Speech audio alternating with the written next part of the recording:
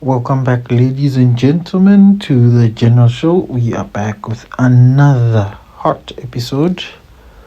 Please like, comment, share, and subscribe. Thank you very much for always interacting with the content.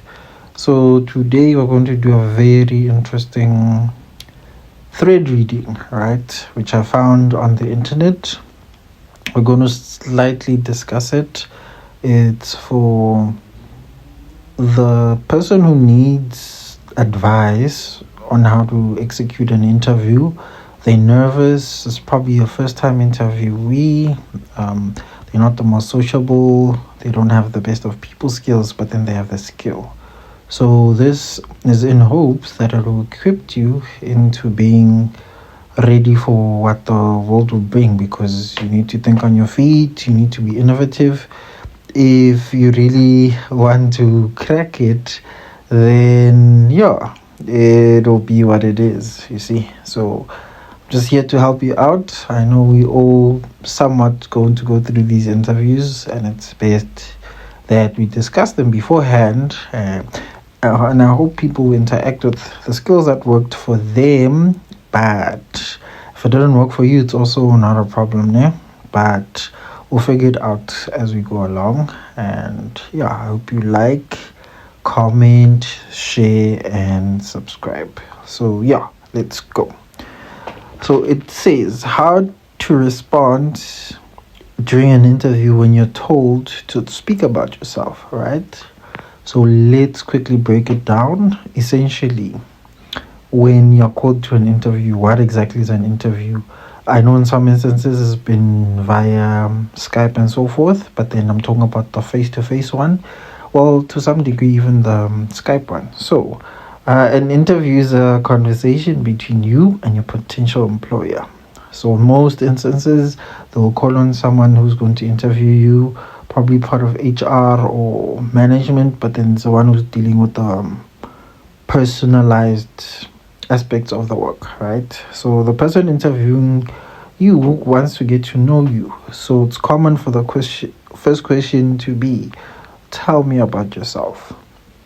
This is not really a long-winded question or so, but I do advise, please answer this as professionally as you can. You mustn't say, hi, I'm X, I like Netflixing and chilling. They're asking you to tell them about yourself in terms of how will you benefit the company. Don't answer as if it's someone getting to know you in your talking stage for a relationship. No, man. It's not one of those moments. It is literally in a professional setting, right? So obviously it can be hard for you to get to know where to start and what to include. As I said, please make it professional. Please be concise. Be as descriptive as possible with as short of a word usage as possible, because if you mumble a lot, you end up saying nothing using a lot of words. But then if you're more direct, descriptive, and concise, that will help you along the way, because the key is to land the job. So you need to think about the job advert, and then obviously it will guide you. So if they're saying they're looking for a salesperson, clearly that needs to be someone who's good at someone who's good interacting, someone who gets to make clients understand and relate to the product while you pitch it to them. Is it solving a practical problem to their lives? And those are the questions that need to be asked and answered through the steps, you see. So the interviewers want to hear about your strengths to determine whether you fit for the position they want to fill. And when you say strengths, they literally need to be a strength. You can't be an introvert, for instance, or like a full-on introvert, and then say, I'm a purpose person, I'm this and that and that and that and that. They'll literally take you to the most chatty position, and then you end up being drained, demotivated, and then now mental health issues arise because you weren't being honest. So please do be honest. And they will equally as so, after asking for your strengths, they will ask about your weaknesses. So weaknesses can be anything and everything. It's not up for a person to necessarily judge, but remember, you can't, I'm not saying you must be dishonest with them, but then tell them that, hey man, maybe I'm not the best of morning people, but then when I get working, I get working. You see, that some way, somehow solves a lot of problems. Rather than saying, my weaknesses is I'm a Taurus, my star sign, this and that and that. That doesn't fare well. It wouldn't help you that much, you see. So they also want to ask you how you deal with challenges. So you need to be answering in the aspect that you're saying you're a team player, but then individually you're as strong as you are a team player. You see, as I said, use the simple formula of past, present, and future. So you'll say maybe the past, I was adapting to being a team player. Presently, I am managing a team, building whatever my previous job, or presently I hold X, Y, and Z in social skills. And for the future, I'm hoping that I will have a larger portfolio to run. That's how you could answer it, you see. It shouldn't be one of those hullabaloo things. Remember, as I said, they want you to talk about yourself, but in a professional setting, you see. So, yeah, that's how it needs to be. For instance, let's say for your past, I'll give an example. Once again, you should focus on the things that you've done that have helped you succeed in your job in the past. And unfortunately, for many, it will be a first-time job. So I think you'd mention what you did in varsity and say, in varsity, I used to be, for instance, the class tutor. I used to be the leader of this and that and that. Mention things that you've done in the past and how well they made you feel, because you're selling yourself here. So you mustn't sell yourself short. You must potentially over-advertise yourself as being competent, efficient, but also adaptive to the environment, because many modes of work are now changing. So be as adaptive, literally be like water and move with the shape of a container or the funnel in which the water is being directed, but still be equally as powerful as you used to be, you see. So yeah, that's the way. And as I mentioned, if you don't have a long work history, there's a point of reference where you've worked before. Let's say you volunteered somewhere. As I mentioned, in varsity, you did this and that. Even in high school, depending on your age and so forth. Experience has always been your friend. You just need to contextualize it into what they want to answer, you see. So you must mention past, present, and the future, you see. And it's okay. You talk about anything that you've done. Use the skills you need for this job. As I mentioned, volunteering work, community work, school experience, they all count. And since we're in the social media age, you could say, let's say, for instance, you're an influencer of some kind. Could say, I headed X, Y, and Z while they were still rolling it out on social media and they were introducing a new show. You could say, I've done that, I've been leading that, X, Y, and Z.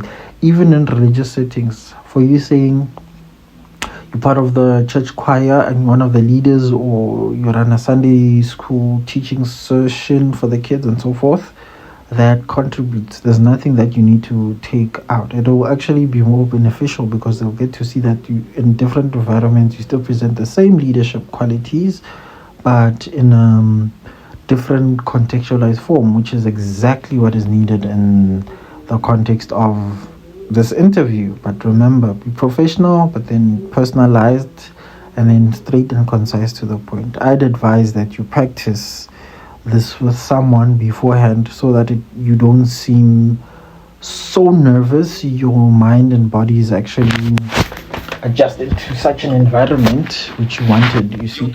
So you need that type of setting for yourself. It's very good, it's beneficial, and it's literally one of the best things to prepare you for the world out there, because it's a very interesting but harsh world.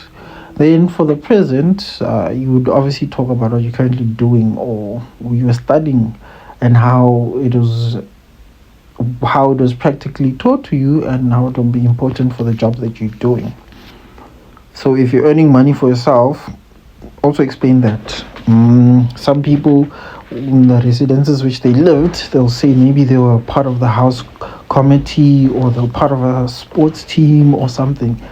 Anything, as I've mentioned, to galvanize your portfolio and your standing with the people that you're going to present It's very crucial and important. So it's one of those things that we mustn't neglect.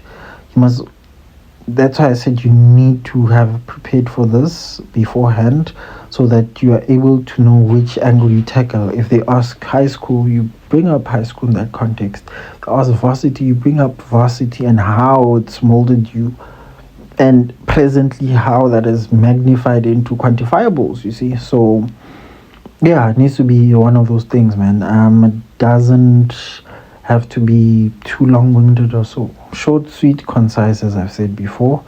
That'll get you into a lot of good points, and answer with confidence. Please don't, your body language mustn't say other things. And then here's a very crucial one. So if you're employed, tell them about your current role and what you're responsible for. Because what this does is, in their heads, they're like, okay, this person's working for X, but then they want to come to Y. How or what are we going to benefit from them coming to Y, as in the company that you're being interviewed for? So this is one of those things where you need to show them why you're in the team. That would be very crucial. It is going to paint a very beautiful picture for yourself and the future that you want to build with the company, because once they see your skills, obviously you're going to continue upskilling yourself, but I need the best of the best players in my team. So show them why you need to be in the team, even though you form another team that you're working for, you see. Because business is adaptive in that way. You move from one place to the other, but then you must have value which is irreplaceable for the next or the previous employer. Then get into the future. Talk about what you want to do next. Make sure you link it to the job that you're interviewing for. And then you talk to why you're interested in the role and what your plans are for in the future. So this one is a combination of everything you said before, but then now you're beautifying it and then setting them up for the future, what they should expect. So let's say you start and say, in high school I was this, such a leader. In varsity I became that, a leader. Then I started working for X company, but because I work for X company, in Y company, your company is good, and I see X, Y, and Z channels for it, and what I'll contribute is X, Y, and Z. You see, that already sets up the employer for knowing that you're a very concise person who knows what they want and is willing to go for what they want. And this is the right team which you will execute your desires with. You see, so it's one of those things that you need to curtail yourself with, and then do the best that you can in that instance. You see, so yeah, it's good to see it that way. But when you speak of the future, obviously be careful of the wording that you use. It needs to be exact. And then you need to show the interviewer that you're planning ahead and that you're realistic about what you have to do to achieve your goals. So, for instance, if you're applying, you have I'm just going to use a rough estimate. So, if you are applying with your undergrad qualification, but you're saying you want to be a team leader, obviously you need to upskill yourself. You could say, oh, currently I am busy with my post-grad in public management, for instance. You see, that you would be telling them, showing the interviewer that you're planning ahead by being a better leader, by having a qualification, but then also practically having the experience for you to continue and follow through with what you have, you see. So that is a good way to do it, but then again, you must be realistically achievable with that. So if you're working for a multinational corporation, obviously you tell them how you're going to upscale the country in which they're in. But if it's just a small to medium business which is just starting out, you can't tell them that you're going to roll out national plans. You need to be realistic as to what you're offering them, you see. So be careful of that. But then, as I said, the moment you practice what you're going to say, it becomes better and easier, because your mind is wrapped around the idea that you need to say what you need to say, and it is more achievable and attainable in that way, because you would have met all of their needs.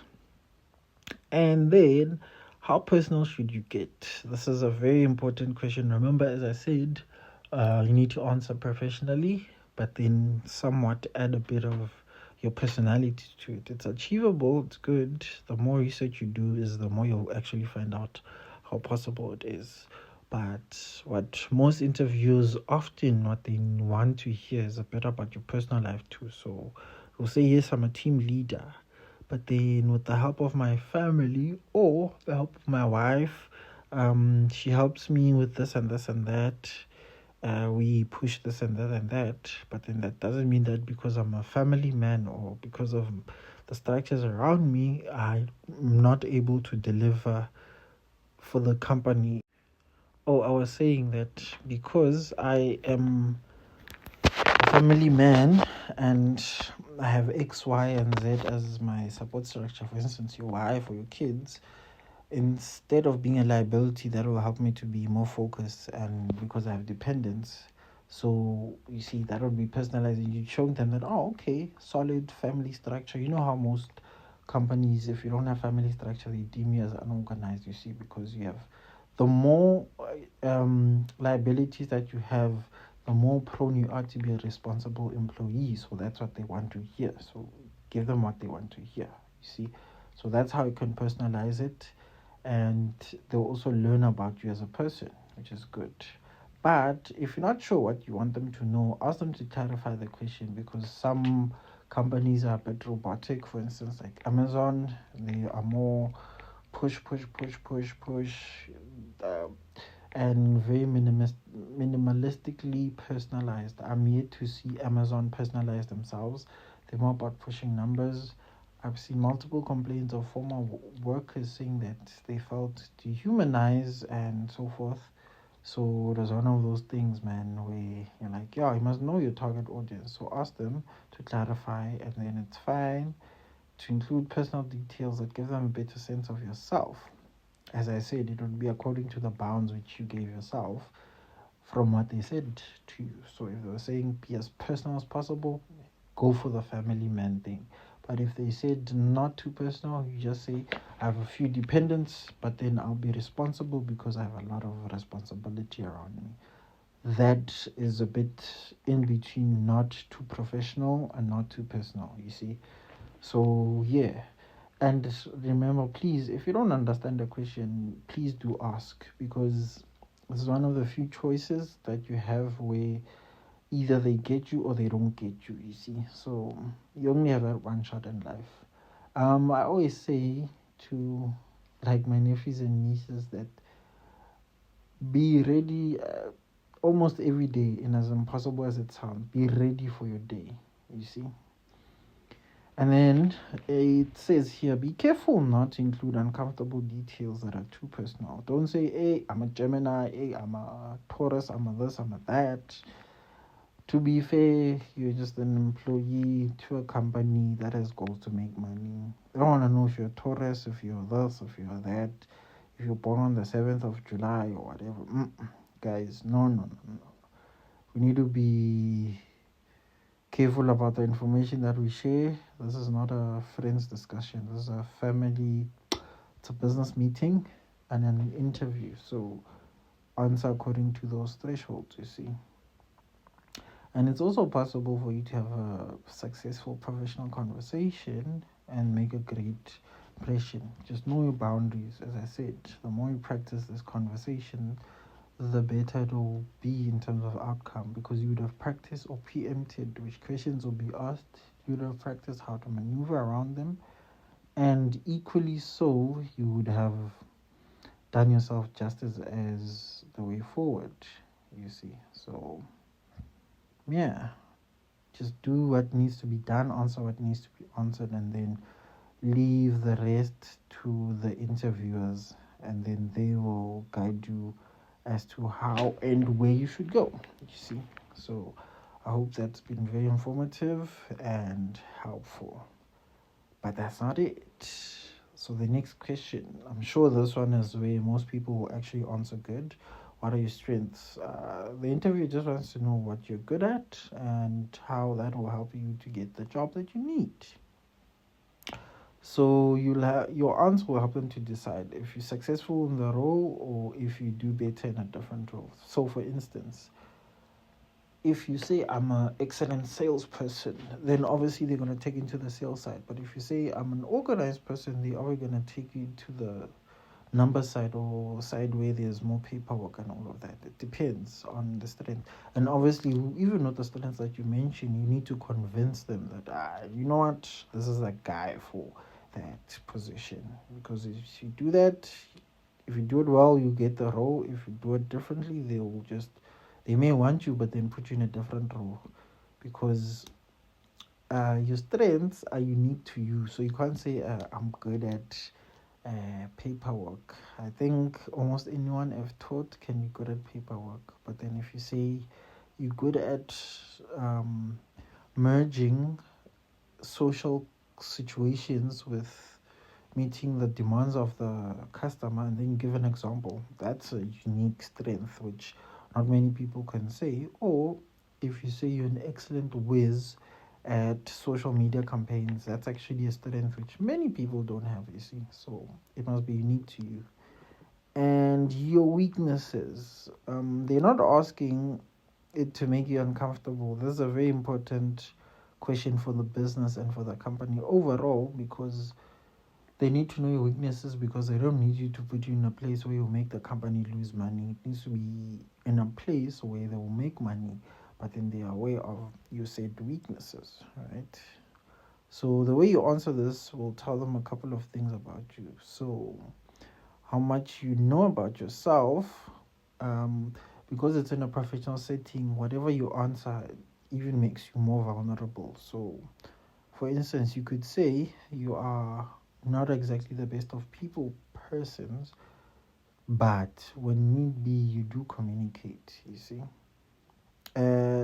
Also, they need to know how you deal with challenges. I presume they will give you a question which is a challenge or challenge scenario, and then you answer it in the context of your strengths and your weaknesses, you see, and how you adapt to it, or how you're working on getting better. Because remember, guys, you can't say, hey, because the sun is moving in retrograde, what, I'm a Taurus, this and that, I can't do this and that. No, man. You need to make it realistic. You need to make it job wise, conscious, and relatable, because the moment you do that, you would have won them over, you see. So as I said earlier on, you need confidence. So how would one answer with confidence? So talk about unimportant skills, right? An effective strategy is to talk about a weakness that is not important to your job that you're applying for.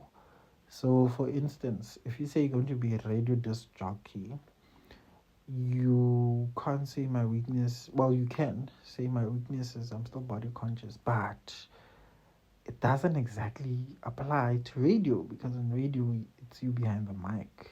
But you can say, in as much as I am body conscious about myself, what sets me apart is my voice speaks for me and on behalf of my insecurities, and it ends up being a strength, you see. But say it with confidence, because confidence sells a lot of things in life. It brings you a lot of things, and it garners up a lot of great things in life. So you need to be in that aspect. You need to be effective in how you use your weaknesses to your benefit, but then they must be unrelated to your skill, remember, because the less points they minus, the better, and that is better for everyone, because we need you employed. For example, you're applying to be an administrative clerk, and the job doesn't require you to do presentations in front of large people. You could discuss public speaking as a weakness, you see. So this is very important for you to understand what they want in the job description, so that you can strategize and then attack it. When they ask weaknesses, you mention unrelated things, totally unrelated, but then speak it confidently and solve the problem confidently. Because they could say, okay, what if someday you're an administrative clerk, but they need you to talk in front of a crowd? You say, okay, because I'm an administrative clerk, the more I interact with people, the more I'm working on my people skills, but that's gonna help me. Because you see, some interviewers like to be dozy for no reason, or yeah, for whatever. So you just keep it moving, but be very smart. That's what I'm saying. Preparation, preparation, preparation. That'll get you in front of many doors. It'll open so many doors. It'll be amazing, and people will be flabbergasted about it. You see. So yeah, it is one of those instances, man. It's not a hectic 99 thing. You just need to be very smart about it. And the person who's going to help you interview needs to be honest with you about your body language, your articulation, your the speed in which you use to react when they throw these bombshells at you. You see? And you must be honest when you answer this question. This shows that the interview that you know yourself. So remember, omitting certain things doesn't mean that you're not being honest. You see? So if you're going to mention certain weaknesses and leave out certain weaknesses, you're not necessarily not telling them the truth, but then the ones that you are telling them about, you just need to be aware of that they show. For instance, let's say you're someone who has a lisp, you need to tell them, hey, sometimes I'm conscious about my lisp. You see, you're honest with them because I think they would hear the lisp if they're observant enough, and yeah, that puts you and it bodes you well in that fitting. You see, so yeah, it's one of those things. You see, so you need to be cognizant of that, and yeah, it is one of those things that needs to take place and happen in its truest forms, you see. So but I'm glad this is something that we're speaking about, because not many people are aware that this is something that needs to be spoken about. It's very crucial, it's very important. Interviewing tips are things we don't practice, but we should, you see. Then please explain the actions you're taking for your strengths and your weaknesses, because remember, in as much as you have a strength or weakness, you still need to work on yourself as a person. You are a continual platform of improvement. There is no one man is an island, meaning that whatever you are at the current juncture needs to upscale. So it's important you're able to explain what you're actually doing to overcome your weaknesses, even the strengths, how you aim to strengthen more of your strength points. And it will show the interviewer that you're willing to work to get to better at something. And it will also show that you're adaptive, because you can't be docile, you can't be redundant because of whatever reason. This is a job market, it's a business world. It's very harsh, brutal, and violent. So you need to upkeep every single thing that is there. And yeah, it is what it is. But I get it. It's a very crucial thing. So you need to get better at something, you see. So yeah, it's one of those things, man. We gotta adapt to it.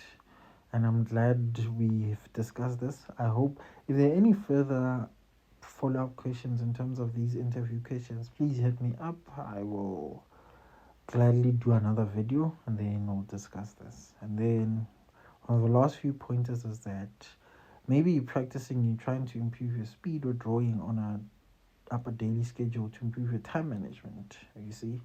Or perhaps you're watching videos on how to be an effective public speaker, or taking a short course on leadership. Remember earlier on I said upskilling yourself is very important. So if you're to mention any strength or any weakness, they can easily ask you how you upskilling those said strengths and weaknesses, and you gotta answer. You see, so it's one of those things, man. You gotta think on your feet. You have to think on your feet. There's no two ways about it. There's no, I don't even know what to call it. It just has to be that way. Even as a person, let's say you learned that now you can run. Obviously, your aim is to either run the best that you can to be the fastest, or run the best that you can to be the most efficient runner, for whatever reason, health or competition, you see. So it needs to be one of those. And I'm glad this takes even mentions taking short courses, because there's so many short courses on planet Earth. They literally, you can upskill yourself. There's so many free of them on Google and so forth. And then please don't be ashamed of your weaknesses. You must be proud of them and what you're doing to turn them into strengths. for instance, as I mentioned, the lisp one. So you lisping actually means that you need to focus on your tongue and how you articulate words to minimize the whistling from the lisp. And then secondly, how you project your voice, how the tone is, enunciation, pronunciation, voice project, all of these things. So the lisp is literally going to call you out on all of this, but equally so, it is going to help you to become a better speaker. So don't feel ashamed about this. As long as you're working on it, speech therapy, speech this and that, from the example given. And then also, please answer in a positive way, because interviewers feel more positive about a person who can show that they're taking the time to improve themselves about something within themselves. So when you're answering about the lisp, as I said, please have proper tone, have proper pronunciation, even your body language. You can't say, I have a lisp, I have a lisp. Tell them, I have a lisp, it's one of my weaknesses, but then that doesn't hinder me from being an articulate person. I am working on it because I'm having X, Y, and Z short courses, but I am also articulating more to minimize my lisp projection.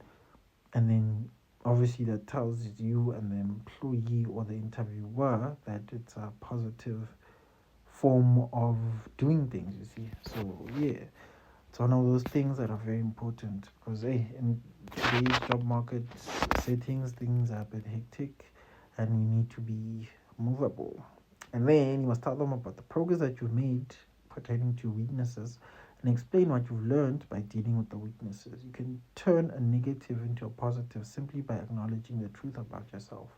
Remember earlier on it said when talking about your weaknesses, you need to be honest about yourself, you need to improve, and also need to be positive in the way you look at it. So tell them that, okay, I'm a lisper, but then in this 16 months of me doing short course on voice projection, enunciation, and pronunciation, I've actually gotten good. I've moved from a level 2 to a level 4 out of 6 levels, those type of things. But the moment you project confidence and positivity, there's no other way they are not going to be proud of you, because you're showing them that you're human. You're not being too personal, you're not being too business wise, but what you're doing out of everything, which is the most important, is you're humanizing yourself and putting yourself in a position for them to love you, for you to get that job. And that is what matters the most. So don't you leave that, don't you take that for granted also, you see. So yeah, man, it's one of those things, but learning every day. We are genuinely learning every day as people how to become better, because I think many people unfortunately weren't taught this, because they're probably the first people in their family or the first people to do the career that they're doing. But we're here, man. And then the last but not least, this is a top tip, ladies and gentlemen. If your weaknesses are the main requirements of the job, please don't apply for it. Look for something that suits your strengths instead. Because what will end up happening, let's say now you're applying for a job, there's a good salary, and it pertains to you speaking to a large group of people, but then you are horrible at speeches. You're horrible at voice projection. You're horrible at capturing people's minds. You're horrible at all of these things. What ends up happening is you have to overcompensate. And remember, say you're in a sales job, now you have to overcompensate. You're not the most sociable, you're not the most this and that. That is now going to put you at the back foot, because when you overcompensate, it affects your mental health, it affects performance, it also affects you overall, because you are not in an environment which you believe you thrive in. So, in as much as the money is worth it, rather not apply, to save yourself the time, the energy, the money, and everyone else. So, these are some of the things that you need to do. Besides that, ladies and gentlemen, thank you very much for listening to this very informative interview tip tutorial. Please like, comment, share, and subscribe. If you have any other questions, please do comment.